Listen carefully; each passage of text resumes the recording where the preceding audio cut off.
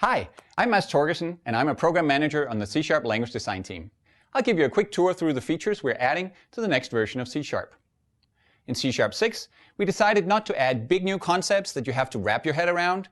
Instead, we wanted to give you a lot of small but useful features that help clean up your code, get rid of boilerplate, and let your intent stand out more clearly. Let's go through these features and have a look. We'll start with auto properties. In current C#, auto properties must have setters. This puts immutable data types at a disadvantage, and that's a shame. So we now allow getter-only auto properties. The way the compiler implements them, their backing field is read-only, just like you would have written it. And just like read-only fields, they can be assigned from the constructor. That doesn't call a setter. There is no setter. It just assigns directly to the backing field to initialize it. You can also now initialize auto properties directly in the same way as with fields. The initializer, again, just assigns into the underlying field. Initializers work on the new getter-only auto properties as well as the good old-fashioned ones with setters. But in this example, let's stick with getter-only auto properties initialized by the constructor. We're introducing a new kind of using clauses that refer to types instead of namespaces. What this does is to put the static members of that type directly into scope, hence the name. If you look at this static method call, for instance, you don't need to prefix it with the class name math anymore. You can just call the square root method directly. So that's great for when a static class like math is really just a collection of functions you want to call liberally throughout your code. It's also convenient for using enum members directly without having to prefix them with a type name every time. Now, this can be overdone, but I've always felt that Monday is pretty clearly a day of the week, and yellow is quite obviously a color. I don't gain much from having to state that every time in my code. String.format is a very useful and versatile API, but it's bulky, and the business with the placeholder numbers gets confusing. It's error-prone, and it tends to model your intent. It would be better if the values to format in occurred in their place, and that is what this string interpolation syntax here is for. Let's do that in slow motion. This call to string.format goes away, and we add a $sign to signal that this is an interpolated string. Then we remove the placeholder numbers, leaving holes into which we put the expressions to be formatted in right there where they belong. Now push it all together and it's really clear and terse. There are many methods like this, where the body is just a single return statement with a result. For lambda expressions, we already give you a way of getting rid of this boilerplate with a single expression rather than a statement body. So why not do the same for methods? Inspired by lambda syntax, we use the lambda arrow to let you implement a method with just a single expression. This goes for other kinds of function members too. For computed properties, it's often like this, a getter with a single return statement. That's even more boilerplate than the method with 2 levels of curly braces required. Now, you can just write the whole thing like this, a lambda arrow and an expression. There's not even a get keyword. That's implied with the syntax. Let's pause to appreciate how much simpler and clearer this whole class declaration has gotten. All this nipping and tucking has really tightened it up from what you have to write today. This is the kind of effect we hope to have on your everyday code with C#6. But there's still a few more features to go.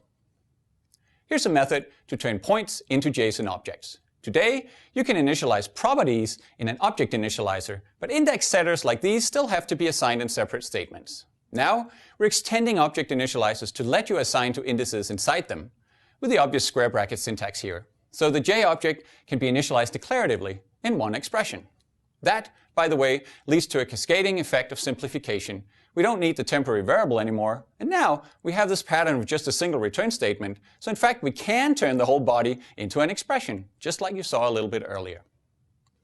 Let's also look at a method to turn JSON back into point objects. The logic to actually do that is just one line of code. The bulk of the method, though, is taken up by checking before you do that you actually can do it. And most of that checking is about checking for null. First, we check that JSON itself is not null before we index into it. Then we check twice here that the result of indexing isn't null before we access its type property. Null conditional operators are about making all this null checking here fade into the background. Let's first look at those innermost null checks to get to the type property. We've now removed the explicit null checks and instead make use of this new question dot operator. It works like this. If the left-hand side is null, the whole thing is just null. If the left-hand side is not null, then we can do the dot and that becomes the result. If null, then null. If not, then dot. You'll sometimes hear people refer to the question dot as the Elvis operator. If you look at it, you can see why. It's like two eyes with a swoop of hair on top, like Elvis. Meanwhile, we still have that initial null check to see if we can index. But indexing can be done in a null conditional way too. You just insert a question mark in front of the square brackets, and now they only happen if the receiver is not null. And now, the whole if condition just expresses your core intent, which is, if JSON has x's and y's with integer types, then do the following. The essence stands out. The rest fades into the background. A great use of the null conditional dot operator is for triggering events. Today, you trigger an event like this, except the delegate could be null, of course, so you first have to check for that. But this way of checking isn't thread safe. Someone might unsubscribe the last event handler just after you checked, so now it's still null when you get to the dot. Instead, you need to first copy the delegate reference to local before you check and trigger, and now it's gotten really unwieldy. All you wanted to do was trigger an event. With a null propagating operator, this is simply not a problem anymore. You can just conditionally call the invoke method on the delegate. The effect is that the delegate will be called only if it's not null. So I expect this to become a common pattern in C# code. Quite often, you need to get the name of a program element as a string, like with point here. The problem with that is, if you rename point with a refactoring, for instance, you're likely to forget changing the string, which is now out of sync.